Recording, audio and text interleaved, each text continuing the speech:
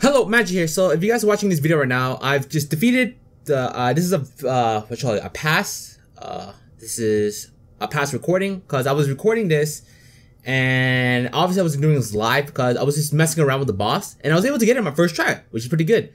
So, but I mean, after grinding a bit, I was able to beat my first try. So, we're going to be showcasing, I'm showing you guys the battle of the final boss and my strat to approaching it, okay? In case you get to this point, and I'll show you what my team used, okay? So, let us play the video. Alright, so at this point, you know, I checked my team, just looking about, and then you'll see a lot more in the switching, and I used, you can see my front row right now. I actually, honestly, wasn't too sure how I wanted to do my front row. I played around with Renosuke, because I know some of you guys said Renosuke is shitty, but I liked his skill to give the full buffs right off the bat, which is nice, but I decided to go change it up a bit. So, right off the bat here, I made Nidori faster because I wanted her, she hits fucking hard, but she's slow once she gets the cooldown. And here, I used Curse to get the buff. Luckily, I did not get poisoned or that shit, so I was good. So after that, I decided to start blasting her. Now, Maribel is an interesting character. She is, right now, very fucking slow. But there's a reason for that. It offsets her weakness, and her weakness is that if after she cannot be killed. Right after that, she can't be killed until she summons 3 units. And like I mentioned, because she's slow because she has 3 units to fight as well. And these 3 units are fucking scary. Each of them will do special things like instant death if they land a proc, powerful magic abilities, disabling effects, and all that. And I'll point out as best as I can. Okay, and this is my comp right now. As you see right there, I can't name every single one that was there, but that was the comp I was using for the video. Now, Rand is nice because her ability, she's able to buff not only in the beginning, like your front row, but also in those in the back line. So by having her there, I was able to boost up people in the back. Now, Maribel summons her units after every 500k HP damage she takes. But if she doesn't take 500k, she'll do this ability called Berserk right there, as you saw. And that does a lot of damage. I think, I'm not for sure if it was a pure magical or a pure physical. But either way, it does a lot of fucking shit, right? So you want to avoid that as best you can. So to avoid that, you have to beat her, or at least do a lot of damage where she can't use Berserk so often. So at most, the way this strat turned out, I only dealt with Berserk once during the minion time, supposedly. And I'll just have Rand keep spamming the boost up attack. So that way, the back row will also get a lot of boost once I throw him in. Nidori is not going to do as much damage here, but because, you know, she has the full boost, and she's got to keep using a turn, because every turn she uses up a buff, right? A portion of your buff. Now, you see, I put Rainbow in because I felt Mei Ling was in need at this point, because Mei Ling was there just to kill off the paralyze and poison, but if she's not needed, that it's good. Plus, Rainbow has the AoE heal, which is really good, because Vermilion is fine. But that doesn't mean Rand and Nidori are good, right? So I want to heal them up because Mei Ling has a good single target for herself and just decent buffs and heals for other people. I saw that's one of the guys. This one is a lot of physical damage, and I think it instant death. Now, obviously, none of these things can die until all 3 of them are out. So that's one of them. And the main goal is just to keep damaging Maribel every 500k. So she summons all her units, and then that's when you can kill them. Now, there are specific ones that are more threatening to others, which I'll showcase. And here, I'm just pumping damage to Maribel so she doesn't use Berserk and summons the units much more faster, so that way I can get to the get to the final phase of the fight. Now, Chirun was here because these bosses can be slowed / paralyzed, and you want to use that to your advantage so you can keep them locked in. Now, Chirun is what I liked because she has AoE slow and freeze. I'm not for sure there's another character who can do the job as well as Chirun, but I just used her because that was my preference here. Now, I didn't get the debuff, but you know, that's just whatever. Now, some of them can only be slowed and some of them can only be paralyzed, which is why Chirun is my best bet here. And then as the right one, the sword, the one with the sword can be frozen. The one on the left and Maribel can be slowed. So that's what Chirun is really good here. Because if you can slow them down, it's just more turns you can get and then less threatening they can do. And I rinse and repeat this whole Rand buffing until I switch her out because she's useless once she has no mana. So that's why I kept doing that for. And I keep using Chirun just to get the slow, which you saw, double slow, which is really nice. And Nidori is here just to keep pumping damage. I'll switch her out as well because I need her to have a good amount of mana once I get to the final phase. And here he does a good amount of damage. That would have killed before, but luckily I grinded just enough to get a lot of stats for people. And then who did I switch? I can't remember what I want to switch. I think it was like, I was just too sure. What did I do with Ren? I think I switched her out as well because she needs mana, so I need to keep her locked full on. I'm trying to remember who I used here specifically. I don't think I used Chen. Chen was more late game. I think I should have used Marissa, right? Or Patrick, I guess not. Well, Patrick is a good idea too. Because Patrick has great single target and great physical damage. And it mainly makes sense just because Amelia was low at MP and I wanted to have a full fresh. And because I'm slowing them down and Meiling's pretty tanky, they're not gonna really kill her, right? And I have enough damage for Patrick to just do work. And I also use Reimu's border ability, which gave me 50% defense and magical defense. So that kept me alive. That helped me a lot against those abilities. And Royal Flare is really nice for pumping in nice damage. And then, you know, just healing Chiwuno a little bit just so she can survive. And I have enough damage where I believe Maribel will be summoning her last one. There you go. That was the most threatening of them, this is what I kind of have to, you have to plan for this one. Reason being is he can't be debuffed, and that guy debuffs your team, and being debuffed sucks. Because the rest of because Maribel and the rest do not debuff, but he does. So you want to get rid of him first. He has the most HP. I think it was like 850k. So I was really like, the reason I said like Marissa does a lot of damage, but I wanted to save her just for this one moment. Reason being is she does the most single target damage, but she uses all her mana because of her Master Spark. And this is what I was planning for. I wanted to hit this guy as hard as possible.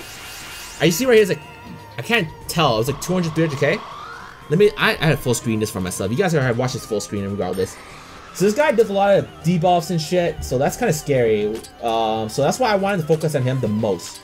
Now at this point, Royal Flare, the thing is, you want to focus single target him down because the other two arms have less HP, and having that thing alive the longest is scariest. So that's why I had Marissa go off the bat, put damage on him, and then switch it, and then do that. Now I messed up with focusing. I wasn't trying to focus, I was trying to switch, but I just didn't click.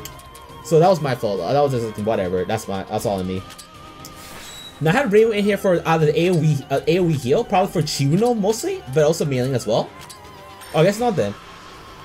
Oh yeah, that's what happened. I lost Chiwuno pretty early, but that's fine. She just needed to slow and paralyze right off the bat, and we're good. But then she could have helped later on. Now, Yon was here just for the AoE damage and then single target as well, because we need to take care of the top one ASAP. As you see me right now, I'm targeting the top one. Whatever the name is, it's just the most threatening of them all. I can't remember. I think this is like the longest I was pausing. I wasn't too sure if I'm correct. Oh, but I'm not, I guess not. Because I know there's a moment where I'm paused for like a minute just debating what I want to do. The Patrick was really great. She's like, honestly, she was one of the MVPs of this just because her damage is high and she had enough mana by this point. She can use her big spells. See, I took 2 of them down, which was nice. But you don't want to take them all down all at once. Reason being is because the moment you take care of all 3, Maribel goes into her final phase, which is a very like a DPS check where she's gonna hit you super hard and you just gotta beat her before she beats you. It's kind of a numbers race at that point. But at this point, I'm just kind of stabilizing myself because I know this guy's not as threatening. And Maribel, I'm looking at her mana, her attack gauge, and it's kind of almost there. So I'm just trying to debating how I want to approach it. Now, obviously, Nidori is the second best single target damage dealer I had. And I think this is the part where I was debating what I really want to do, right? Because there's not really bad option at this one. Because the thing is, Rand didn't have much mana to keep boosting shit. Sane wasn't really needed, which I want to let you know. We 11-man this because I didn't really use Sane at all. I just didn't. I kind of put her in by accident, but it kind of worked out well in the long run. So luckily, Patrick has such a high defense. Magic defense came in handy because a lot of this was a lot more magical. Maribel does more magical damage than anything. So Patrick kind of comes in clutch here. If that guy went for an AoE physical attack, I could have been screwed. So I had some RNG on mod side if I'm correct. Yeah, so this guy's down. That means Maribel's gonna go to the 3rd phase, but not yet. She'll go once it's her next turn, but she'll buff herself up. So this is where like, oh, I'm gonna think, oh fuck, and this is where the real battle will start after, because you can't kill Maribel until you kill all 3. So that's why you have to clear all of them before you can focus on Maribel herself. Now I'm switching. Who did I switch out again? Specifically, I can't remember who. Nidori. Yeah, because what you want to do is you want to abuse Maribel in this weakened phase because she's still slow with priority units. So you want to go ham. I can't remember who to put it. Was it Aya or no? I can't remember exactly because, you know, it's hard to remember. This is kind of a long fight, I'm not going to lie. It's not as long as it's Genius. Genius was a fucking grind. So yeah. I did this to get the boost. Unfortunately, I got poisoned here. Not paralyzed, but poisoned. So that kind of sucked. So this is where she gets here. She gets all her buffs. Look at her speed. Look at her bar. That was fucking fast. And this is where I go single target when I can. Melee was here just to get rid of the poison debuff, which makes sense because, you know, poison's gonna destroy Rumelia if I don't get rid of it ASAP. And Yoma goes in because of her attack. Now, I do lose Nidori pretty soon. So I don't get to utilize Nidori too much. And I got paralyzed, which is not the worst thing because I was about to heal her anyway. So you know, it's not that bad. Flowing Hellfire. I think it's, yeah, this is where Nidori died, which sucks because I didn't get to use her too much, you know, because she just straight up died. Oh, I think I lost Yarormyr here. Yeah, so I lost 2 units pretty quickly, which is kind of sucky. So there's not much I can do there. It just happened. Who did I bring in? Chen, I think? Yeah, because Chen, because she had full attack, and all I was gonna do is I'm just gonna go ham on her. Because, you know, Chen's my fastest unit. She's like a 500 speed. So I was gonna abuse her speed and full attack gauge just to go ham. And plus, I just gave Chen more defense, so she could handle it. Now, it would have been more optimal if Chen was in the back, but just because of the way the switching was, you can't always get the setup you want. You just kind of have to go with the flow, unless you really perfect all your positioning and all of that. So Chen's just going in ham. Now, this is kind of scary because, you know, it's magical, and that really hurts a lot. Then Chen, you've already seen Chen just doing this a lot because the first skill costs very little. It was like 18, it's low delay, and it just put a lot of damage in. It racks up really fast because of her buff. It's just nice to utilize Chen, and then plus she can heal her mana up pretty quickly once you just put her back in the back line. So that was what I was going for as well. And, you know, just keep healing up to keep Chen alive and just abuse her speed and attack. Now, obviously, because she's so fast, her buffs go down much faster because, you know, every turn you use a buff. So that was the unfortunate part. But she did do her job, and that's the important part as well. Did she die here? I can't remember. Yeah, I mean, that's a lot of physical damage. So, and she was in second place too, so it's not surprising. Unless that was a different style of abilities. I think I brought in Patchouli in this one. Oh, Aya, okay. Aya, oh yeah, makes sense. Aya's for speed. I want Aya to make things faster, either herself or someone else. I don't remember if she actually dies here. But Aya is, she had her uses because I like Aya for speed because she made Nidori faster. She made, when I was first, like, having Aya's speed is really nice. It only costs 28, right? So that's actually her lowest speed. So, like I'm boosting up Aya on Patchouli's speed, because she's the slowest, right? So it's not a bad idea to boost her up as well. Did I switch her out? I might switch her out because she had the poison. Because, you know, poison is not a good thing to deal with. And Random was here because I wanted to get the boost up even more, just in case Marisa has full mana back. And then it was also to help Patchouli out as well, because Patchouli, she's gonna use up her turn. She's gonna use up her buff every turn, so I might as well keep consistently buff that up, you know. Now Rumelia wasn't doing exactly the best damage, but again, she's a tank. She's there just to take the hit and just live through it. Now this is a lot of magical damage, but luckily Patchouli has such a big magical damage is good. Defense, it's like it helps a lot, and then she didn't get debuff, which is nice because, you know, I just saw 40% down. That sucks. And I put it in Mei Ling just because why not? Because Mei Ling is not debuffed, so better have her on the front line. That's what was my thinking right there. And Rand's in the back, so it's not that big of a deal for me. Now, if Rand were to die here was not the worst thing, because I got the buff up from Marisa and others, but, you know, keeping her alive is better, because, you know, more units is better in general. And Patchouli is pretty much an MVP here, because she's just able to do a lot of damage, and plus a lot of Maribel's moves were magical. So, and plus, again, with Duplex Barrier, I was just making Patchouli super tanky on the magical front. So that really helped a lot in terms of this battle. And it's kind of a rinse and repeat. This chaotic, oh yeah.